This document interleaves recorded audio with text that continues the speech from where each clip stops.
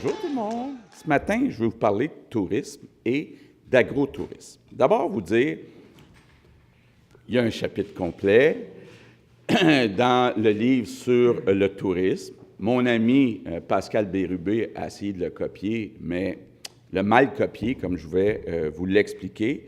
Ce qu'il faut comprendre, bon, là, je vais vous parler un petit peu de mon ancienne vie. Quand j'étais chez Air Transat, on amenait à peu près 100 000 Français par année.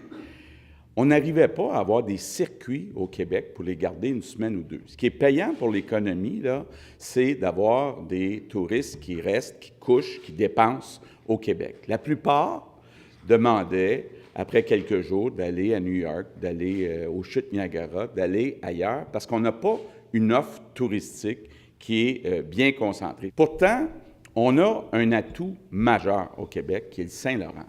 Et c'est pas juste moi qui le dis. En 2011, il y a eu un rapport qui a été déposé par un groupe de travail qui était dirigé par Gilbert Rozon. Il disait, le fleuve Saint-Laurent, c'est une icône qu'on doit utiliser, puis on doit concentrer notre offre. Actuellement, il y a 17 ATR qui saupoudrent de l'argent partout.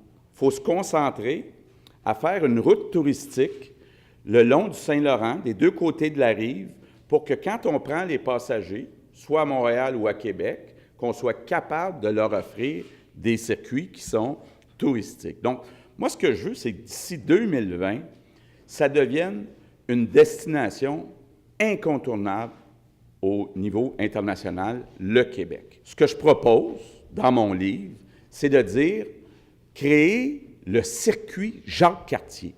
Un circuit là, qui serait entre Montréal et Gaspé, donc qui montrerait le circuit qui a été fait par Jacques Cartier puis par ceux qui l'ont suivi et qui permettrait justement d'avoir des attractions touristiques, des parcs. Ça veut dire qu'il faut redonner accès aux berges. Il faut avoir aussi une espèce de route où on vend les produits du terroir. Ça m'amène à parler un peu d'une des raisons pourquoi on fait ça ici aujourd'hui. On a plein de producteurs agricoles qui peuvent montrer leurs produits. D'abord, le programme touristique qui est chez Investissement Québec, qui ne fonctionne pas, qui s'appelle le PADAT, le Programme d'appui aux attraits touristiques, ça ne fonctionne pas. Pourtant, on a 85 millions là-dedans.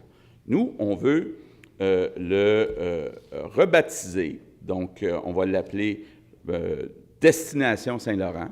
À mon avis, là, assez rapidement, on est capable d'ajouter quelques milliards de dollars de revenus provenant de touristes étrangers en 4 ans. Donc, il faut le faire et je pense qu'il faut qu'on utilise ce bijou qui est le Saint-Laurent et d'en faire vraiment une grande vitrine internationale.